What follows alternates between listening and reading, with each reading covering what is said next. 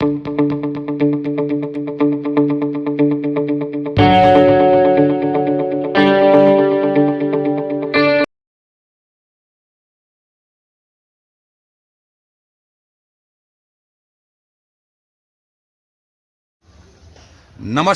मैं हूं ललित पांडे और आपका स्वागत है गेवाड़ न्यूज में।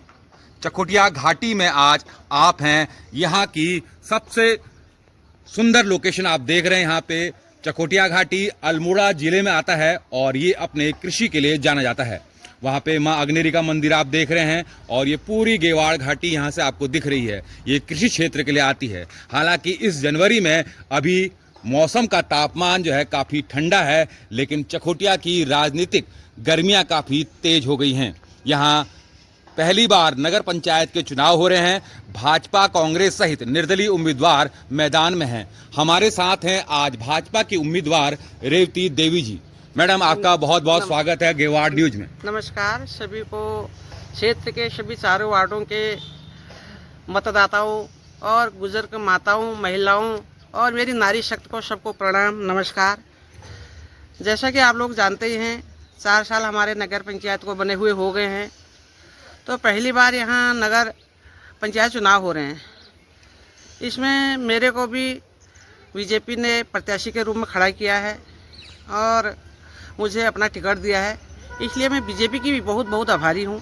उनने मेरे को इस लायक समझा और आगे जो भी आगे विकास के कार्य होंगे क्षेत्र में, अगर मेरे को जनता अपना आशीर्वाद, अपना सहयोग देती है तो मैं तन मन धन से उनका साथ दूंगी और जो भी विकास के कार्य होंगे उसको पूर्ण करने की पूरी कोशिश करूंगी। किन मुद्दों के लेकर आप जनता के बीच जा रही हैं?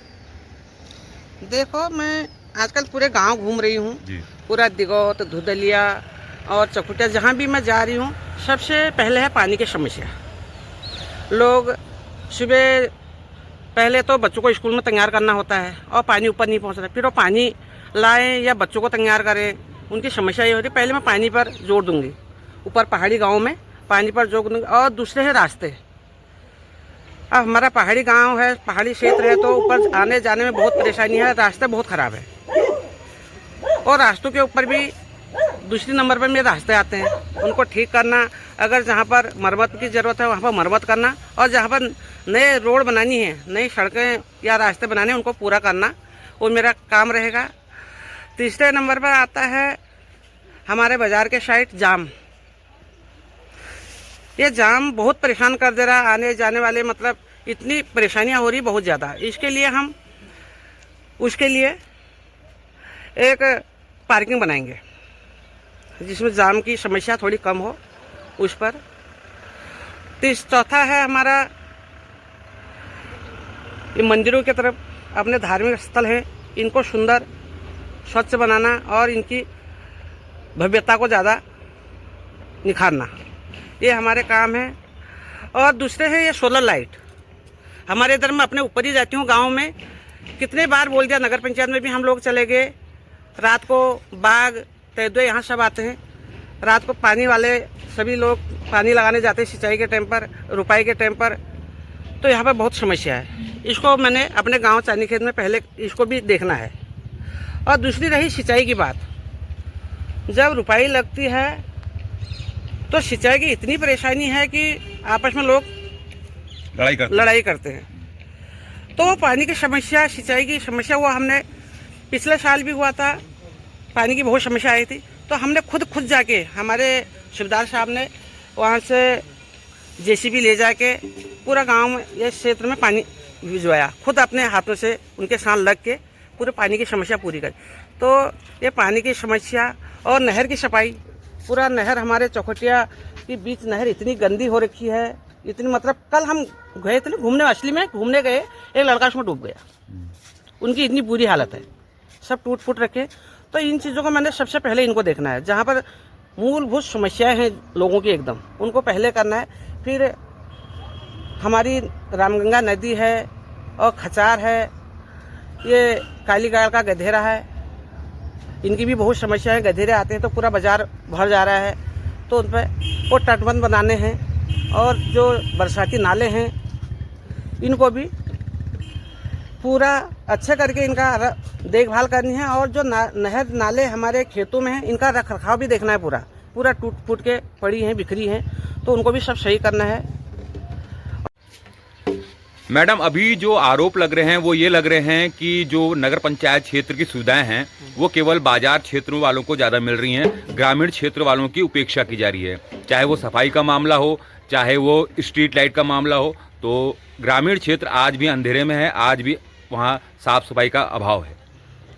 जैसा आपको पता है कि 4 साल से नगर पंचायत बनी है, तो इसमें अभी कोई प्रधान नहीं है। तो पहले प्रधानों का काम होता था, अब प्रधान नहीं है, तो इसलिए थोड़ी सुविधाएं कम जारी होंगी। जैसे ही हम लोग कोई अध्यक्ष बन जाएगा और जो भी बनेगा, अगर हम जीतते हैं तो वो कमी को पूर्ण करेंगे पूरा, चाहे सफाई का हो, लाइट का हो, या नहरों में नहर बनाने का काम हो, जो भी काम होंगे इनको हम पूरे चारों वार्डों में बराबर करने की कोशिश करेंगे। और मैडम, ये सीट क्योंकि महिला आरक्षित है और हम ये जानना चाह रहे हैं कि महिलाओं के लिए भी कोई योजना लेके आ रही हैं आप? ऐसा कोई खास योजना रोजगार संबंधित या अन्य कोई योजना महिलाओं के लिए रहेगी? महिलाओं के लिए योजना तो पहले तो हमने ये रखा है, जो विधवा महिला हैं उनको पेंशन का, और आगे जैसे कढ़ाई है, सिलाई है, जिसमें अपने वो रोजी रोटी और जो भी रोजगार आते हैं वो महिलाओं को पूर्ण रूप से उनको देने की कोशिश करेंगे। और भी रोजगार जो भी नगर पंचायत में आएंगे वो महिलाओं को ही पहले प्राथमिकता महिलाओं के लिए है। मैडम, एक महत्वपूर्ण सवाल आपसे ये जानना चाह रहे हैं कि सरकार राजनीतिक रूप से महिलाओं को आगे बढ़ा रही है, लेकिन आखिर में जो सत्ता होती है वो पुरुष के हाथ में होती है, तो इसके बारे में आपका क्या ख्याल है, आपके क्या विचार हैं? इसके बारे में हमारे बीजेपी सरकार ने 33% आरक्षण महिलाओं को दिया है। और मैं अपनी व्यक्तिगत बात बताती हूँ, मैं जहाँ पर भी, चाहे फौज में रही हूँ, चाहे आज घर में, जो भी मैं किसी को विश्वास दिलाती हूँ उसको कार्य को पूरा करती हूँ।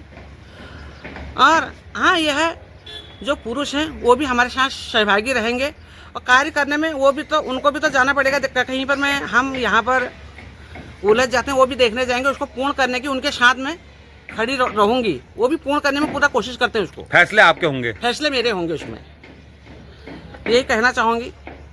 बाकी मैं जो काम है तो मैं पूरा विश्वास दिलाती हूँ। मैं चाहे घर से लेके अपने घर में भी और या बाहर हो, जो चीज़ को मैं बोलती हूँ उसको पूर्ण करने की पूरी कोशिश करती हूँ। ये मेरा अपना व्यक्तिगत मामला है। मैं कहीं पर किसको धोखा देने की या झूठ बोलने की मेरे को ये आता ही नहीं है। मैं झूठ बोलूँ या किसी को धोखे में रखूँ, ये मेरे कहीं से नहीं होता है। मैडम, इस चुनाव के लिए हमारी ओर से आपको शुभकामनाएं। अपने मतदाताओं से आप क्या अपील करना चाह रही हैं?